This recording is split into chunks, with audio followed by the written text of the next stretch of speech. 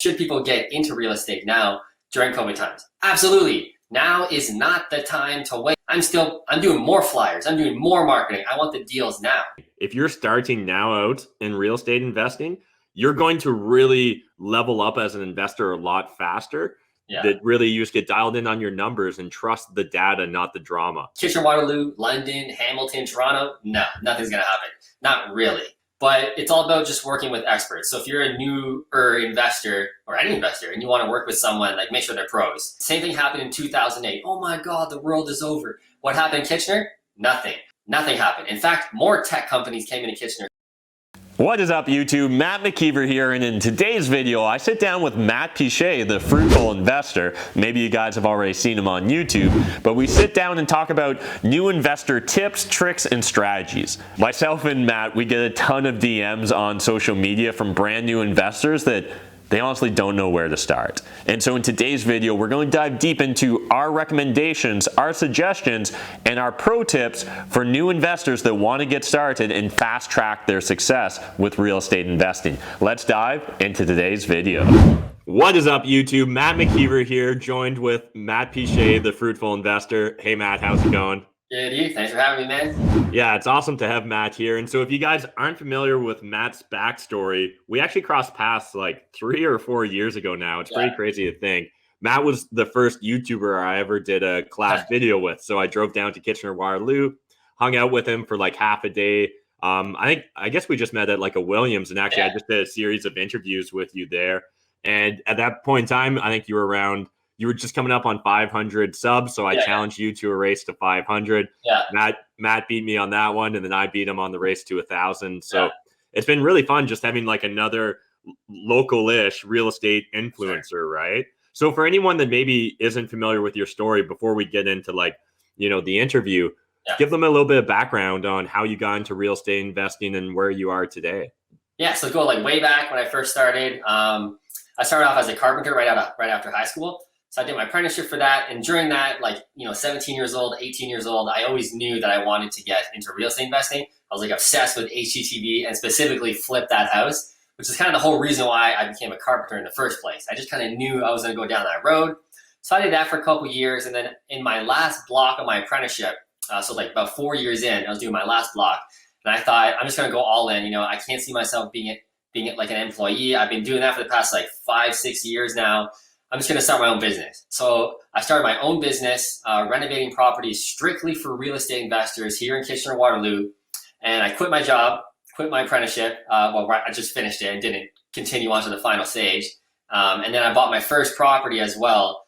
So I was 22 years old. So no job, no income, started my own company with no clients, and just bought a property with expenses. So I took a huge leap of faith.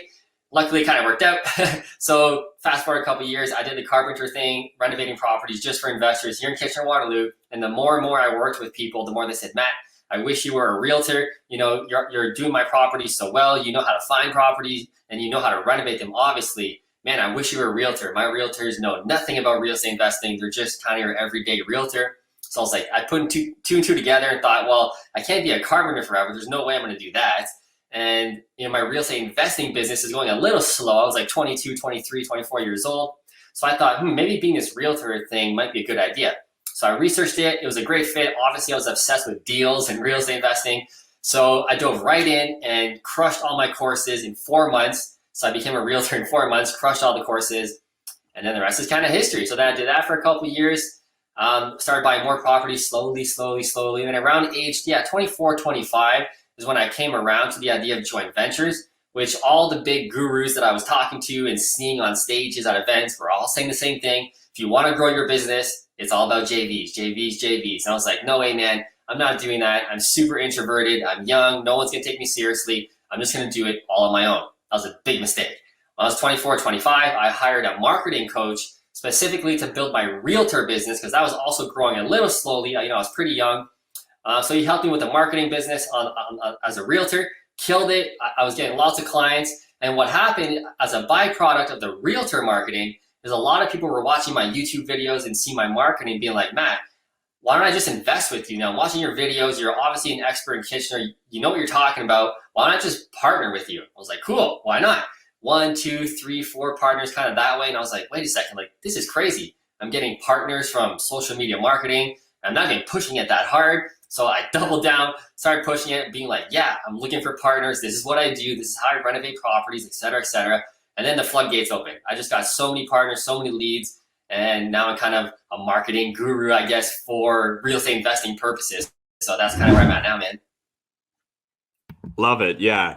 It's been so cool just seeing your business evolve over time, and as well getting to follow along on the journey through your YouTube channel, because it's really cool to be able to jump back and see 4 or 5 years ago. You've been doing this a long time now on YouTube. Yeah, it was like 2012 when I started the YouTube channel. If you go back and look at the videos, they're like awful. I'm like stiff as a board. I'm like so terrified. It's awesome to see like the growth over time. Yeah, that's one of my favorite things about social media.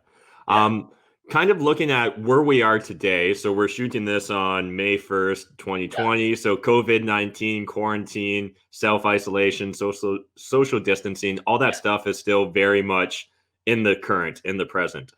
What are your thoughts about real estate investing right now in this environment? And as well, I'd love to hear your thoughts or advice for people that are maybe they were thinking about getting into real estate investing. 2020 was going to be their year, and all of a sudden COVID-19 hits. Do they need to take a skip year, or can they actually still get into it in 2020? Sure. So I'll start with the beginning. I like the projection of what I think is going to happen. It's obviously very regional. Some markets are getting hit harder than others. Obviously, Toronto, apparently, in the newspapers, they're saying they're getting hit a little harder. We'll see what happens. All I know is my area, Kitchener-Waterloo, right? Doing very well. Prices are holding exactly where they were pre-COVID. Properties are still selling in multiple offers, not nearly as often, but they're still happening. And what I expect to happen after COVID, come June, July, when everybody's back at full capacity at work, obviously, we're going to see what's going to happen long-term from the effects of all of this stuff. But real estate-wise, I really don't think too much is going to happen, if anything, in Kitchener-Waterloo specifically. There's too much demand here. There's too much fundamentals here. A lot of people forget about that when they're reading the newspaper from who knows who. They're like, oh, the market's going to crash. It's all about the fundamentals in your specific area. And not to brag about my area, but like we're just too strong here. Can't touch us. Like same thing happened in 2008. Oh my God, the world is over. What happened in Kitchener? Nothing. What happened when BlackBerry went under around 2010, 2011, 2012, somewhere around there?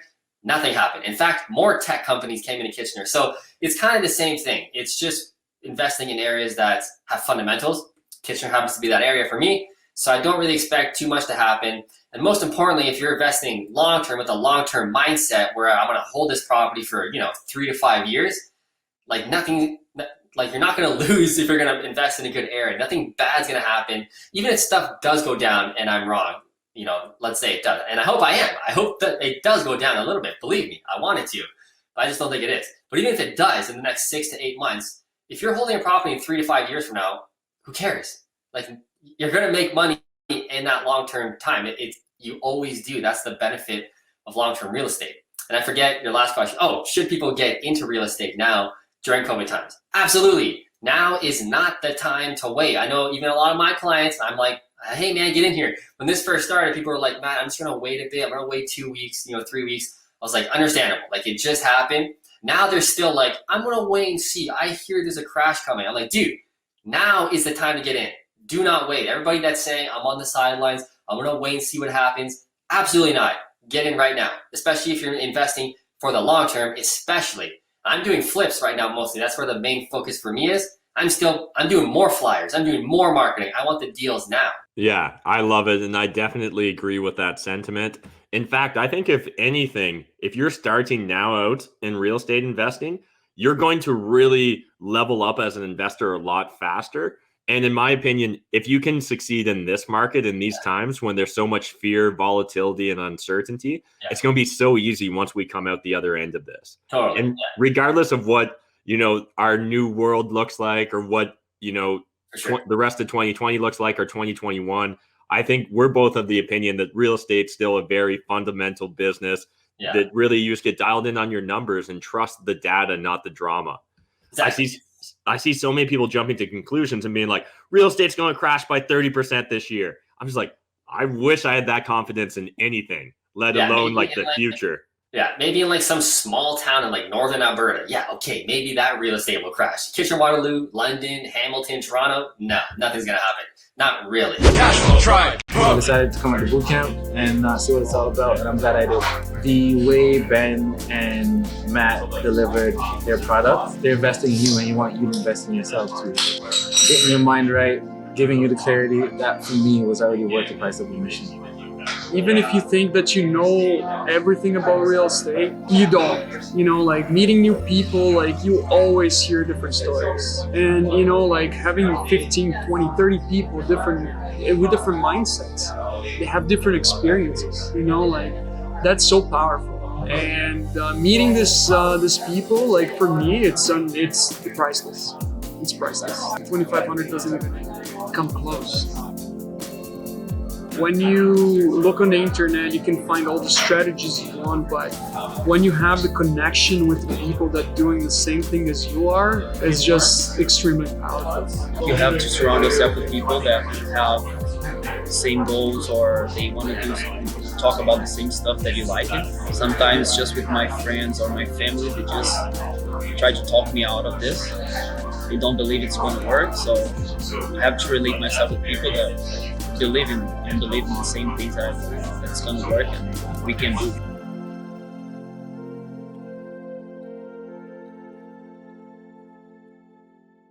Yeah, maybe in like some small town in like northern Alberta. Yeah, okay, maybe that real estate will crash. Kitchener-Waterloo, London, Hamilton, Toronto. No, nothing's gonna happen. Not really. And so why Kitchener-Waterloo for you? Like, why do you like that market? Yeah, I live here, so I got lucky. Yeah, it's a great area with fundamentals, top town on many, I guess, like Rain or other businesses who do all the marketing research. Kitchener always comes up as a top town. I happen to live here, so for me, like, why would I go anywhere else? Let me just specialize in my own backyard and own it. That's kind of the mentality I take. I know a lot of investors invest in many different towns. They specialize in many different areas. Totally awesome. You can definitely do that. Obviously, that can be a great strategy. For me, I'm just lazy and simple. I like things simple. I don't like to get things too complicated. So I just like specializing in one area. You know, our area here is like 700,000 people with Kitchener, Waterloo, Cambridge. Dude, that's enough for me. That's a big city. So I can do more than enough business. I don't have to go to other towns an hour away, 3 hours away. I can just do it all in a 20-minute radius. Yeah, I definitely believe, especially when you're starting, try and become a local expert in one or two markets. Way too often, people try and spread themselves out too fast, too soon. For sure. So if you were starting over, Matt, in 2020 during COVID, what would be the advice you'd give like 19 or 21-year-old Matt as far as getting started and breaking into the real estate game? Yeah, so what's funny is like when I first started, I was drilling the point of specialization, become an expert, and that's back in like 2012. And I'm saying the same stuff because now I'm doing like how to recession-proof your business type of videos and a lot of coaching calls around that. And I'm saying the same shit I was saying like 8 years ago. It's the same thing all the time, no matter what the market is. It's become an expert in one area and in one niche. So for me, for example, it's Kitchener-Waterloo. When I first started off investing, it was single family. That's all I did was single family. If somebody was like, hey, Matt, I got this great triplex in Guelph, which is like 15 minutes away. Nope. I only do single family properties in Kitchener-Waterloo. Oh, Matt, there's this sweet deal in Hamilton for the sixplex. Nope. I only do single families in Kitchener-Waterloo. So that's what I always tell people to start off, especially with that kind of mentality. Because if you do that, you're not going to make mistakes. And thankfully, knock on wood, right? I've never lost no money in the whole time I've been investing in the past 10 years because I know my market so well. I know the type of properties I'm buying. I know how to renovate them for the exact clientele who's going to buy or rent this property. It's the same thing over and over and over again. If you watch my YouTube channel and you see my property walkthroughs, which we do every Monday, either a buy or a finished product, they all look the damn same. It's boring. I'm surprised I still have subscribers because the same shit gets posted every Monday, but it's good. It works, it works, it works, and that's all that matters. Yeah, I love it. So you touched upon recession-proofing a business. What are you telling entrepreneurs, or what advice are you giving these days in regards to, can you share like a few quick tips? Yeah, so the first one's like, make sure you're buying in the right area that will always have demand. So the biggest thing we look for is population growth, GDP growth, because if we have that, there's going to be continuous job growth. People are going to move in to fill those jobs. When people move into an area for a job, they need a place to live. They're either going to rent or buy. 9 times out of 10, if they're moving to a new city, they're going to rent for like a year or two to see if they even like the city, right? So we're looking for those. Are people moving into this area all the time? You know, would I buy in a Timmins, Ontario? Never. But that's me. And that's nothing bad about Timmins. It's just an example I threw out, right? Some small town in Northern Ontario or whatever. I'm not investing in those towns at all. I'm only investing in like major areas that are always having growth, but there's still value there. So again, like would I invest in Toronto? I wish. It's a little harder. Yeah, they always have constant jobs, constant population, but the prices are, you know, it's a little hard to make that work. Here in Kitchener-Waterloo, Hamilton, London, you know, Windsor, those kind of areas fit that description where there's fundamentals that can't be messed with. And almost no matter what the market does, if the automotive industry gets hit, you know, no big deal. In Kitchener, we have so many other industries. If the tech industry gets hit, no big deal. We have other industries, etc. So I'm looking for those well-diverse cities where people want to live. And when they want to live there, they're going to rent. And when they rent, they're going to pay me money. That's how I look at it. Yeah, I love it. For me, it really is just about getting dialed in on those fundamentals. So whenever someone's like talking to me about London and they're just naturally jumping to conclusions or making assumptions and they're like, oh, isn't that an auto city? Isn't it like risky? Oh, I don't know. It's pretty far from Toronto. And for me, I'm like, man, it's just simple facts. You know, you can look at Stats Canada and see the immigration and population growth expected for Southwestern Ontario. It looks amazing for any large city center. Now, really small towns, like under 10,000, that's when you're getting into real risky propositions, in my opinion, about the long-term fundamentals, like you were saying, Matt. Yeah. That's the thing with like Ontario, there's so much population growth, like an insane amount of level of people migrating here that it's like almost untouchable. We don't want to be too bullish and like too optimistic, but it kind of literally is like just the inflow of people moving in here. And that's the biggest reason why I think Southwestern Ontario real estate is really not being touched during COVID and probably won't be. There's just too much people that want to live here and they need a place to live and they're going to pay for it. Yeah, and I think as Canadians, it's very easy for us to, you know, become blinded to all the benefits that there are by being a Canadian, right? Like we are one of the best countries in the world, in my opinion, and on most like different organization rankings, right? We're constantly ranking in the top 10, the top 15 countries to live in. And Southwestern Ontario, one of the best climates in this country. So again, just a natural draw for immigrants and just people looking to even just, you know, switch cities in Canada. It's a natural draw to want to come to Southwestern Ontario. And for me, like you were talking about, Matt, I love to focus on the fundamentals, right? So what's minimum wage? You know, in Ontario, minimum wage is the same regardless of what city you live in.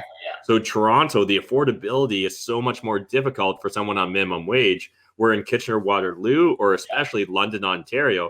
Like we're renting out like a 1 or 2 bedroom apartment for like $1,200. Yeah. One person on minimum wage can almost afford to just live there by themselves. That means that our floor for affordability is just so easily achievable, right? Like what I love to think about is right now we've got the $2,000 a month government stimulus program for pretty much any Canadian that's not actively working.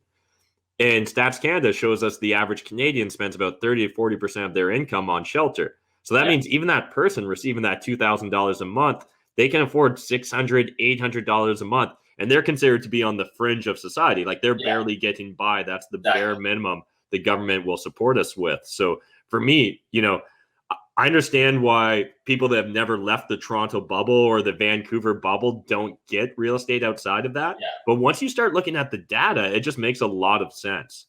Yeah, people don't look at the numbers. They just focus on the emotions. And I think the last thing you got to do as a real estate investor is like emotions. Like, oh, I would love to own a property here. It's like, yeah, but does it make sense? Like, are people going to pay the rent? Is it going to cash flow at least something? People don't think about that. And it's only the real investors. It's like the saying where like 20% of the investors do all the deals, right? Like we're doing all the deals because we know the numbers. Everybody else is like, oh, the market's going to crash. I'm going to wait for it. And then 2021 comes around and I already bought 12 properties. Like, where are you, bro? You know what I mean? Like, that's the mentality. Yeah. Absolutely. And so I know you work and help a lot of real estate investors. So when you're dealing with a new investor, are there any like tips or tricks you have for them on how to separate the emotions from just like the facts? Yeah. So the good thing for me is like when people come to work with me as a realtor, so I'm a realtor, they're obviously watching me on YouTube, so they probably already know a bit about me and they know how we renovate properties. So they're pretty educated by the time they come to me. But it's all about just working with experts. So if you're a newer investor or any investor and you want to work with someone, like make sure they're pros and make sure that your realtor you're working with is also an investor and not just saying they are, right? They have multiple properties and you're probably going to be fine. Because if you're working with a successful investor who's a realtor, they probably already have the team set up for you. So the biggest thing that clients are worried about is like, how do I find good contractors? How do I renovate these properties? But if you come to work with me, like I already got the whole team for you, man. Like the second you come on with me, I got everybody for you. Contractors, mortgage brokers, lawyers, property managers, accountants. I got the whole team. So that's what you want to look for when you're starting off is the real experts, the pros. Your network. Exactly. I love saying your network is your net worth. And for me, I understand some beginner investors, they feel like there's a nobility in just struggling for the sake of struggle. But in my opinion, there's no sense going down the school of hard knocks as your education unless you have to. So if there's a way that like you can cheat by getting mentorship or guidance or coaching from someone that's been there, done that, got the t-shirt, in my opinion, I will always take that option over having to struggle in silence. 100%. Yeah. Yeah. Much quicker. So for people that are interested just in kind of where you're at as a business owner these days, Matt, like what's the month of May going to look like for you? Yeah, so we're just doubling down really hard, especially now during COVID times, on marketing to get private deals direct from seller. So we're building out our flipping business. Before COVID, I was like, dude, 2020, I'm going to flip all year long. And then COVID happened the first 3 weeks. I was like, no, because you can't flip as well. But now I've seen it doesn't really matter. So we're going back full foot on the pedal, going out and doing all the marketing to get more private deals. Like everybody else is kind of like afraid, and I'm gonna wait until August, September. No way, man. Like we're crushing the marketing to get more private deals, to do more flips. That's kind of the focus for us, as well as building out like the realtor business and still helping out tons and tons of clients buy their first duplex conversion or triplex or single family. So kind of everything. We're doubling down on everything. Love it. And so kind of talking about that marketing and attracting private sellers and stuff, is there any tips you could share with the audience, especially maybe if they're new to the idea? I know it can be really intimidating to get on the phone with a private seller or, do that first flyer campaign. Yeah, the easiest way to do it, especially if you have no money, is just to hook up with wholesalers, because they're going to find the deals for you. They're going to spend the money on the marketing. They're just going to give you the deal and then make their money that way, right? So that's the easiest way. If you want to get into doing the marketing yourself, there's a number of different things you can do. You can do Facebook ads, which are a little more on the expensive side because you have to spend a lot of money to get it. There's door knocking, which is free. That might be a good thing for newer investors. There's flyers. That works really well again. But again, probably even more expensive than the Facebook ads, but they do work. Banded signs, that's a cheap way to do it. Basically everything and anything in order to just get people to call you and say, hey, I saw this, I saw that, I saw the flyer. You said you want to buy my house? Okay, and then you just talk to them. That's basically it. And when you talk to sellers, just be real. I find just be yourself. Don't try and be like a sleazy salesman or have like a script or a presentation. I think people can kind of see through that. This is the way I talk on the phone with sellers. I'm just like, hey man, I got to buy this property at this price because of this, and for me, I'm like super transparent. I'll even show them like my profit. I'm like, this is why I'm buying at this price. Because when I give them my price, they're like shocked. Oh my God, get out of my house, right? And when I show them, well, no, this is the comp. This is how much I'm going to spend on renovations. I got to pay financing. I got to pay closing costs. I'm only going to make this much. And they're like, oh, okay. And then just being real to me usually gets more deals. All right. When we're talking about private marketing and how to find those private off-market deals, I think it's really important to understand that you're probably going to have to fail forward when it comes to the different channels. Like I know we've tried a bunch of different approaches for attracting private sellers, and only a handful of them have really worked. So I'm guessing similar experience, Matt, where like you've experimented a lot and just doubled down where it worked and forgot what didn't. Totally. I'm still like figuring out how it works, because sometimes like the Facebook ads, 3 months ago for me were crushing it. I was getting so many leads. Now I haven't gotten a lead from Facebook ads in like a month. And the money, I'm still spending the same amount of money. But the flyers lately are doing really well. And in 3 months from now, the flyers will get old. People will be like, oh, I've seen that flyer before. They'll go down. And maybe the Facebook ads will do well again. So that's why you kind of got to do everything. Because sometimes this works, sometimes that doesn't work. And you just have to keep doing everything. But if you just stop like, oh, the Facebook ads didn't work, the flyers didn't work, I'm going to stop doing that. Well, then you're going to lose that like whole pipeline of people that were going to come on, but you stopped your marketing. So it's a really tricky thing, and it's hard because you always have to spend a lot of money. And if you're starting out, you're like, I can't spend another, $3K on this flyer campaign, but you need to.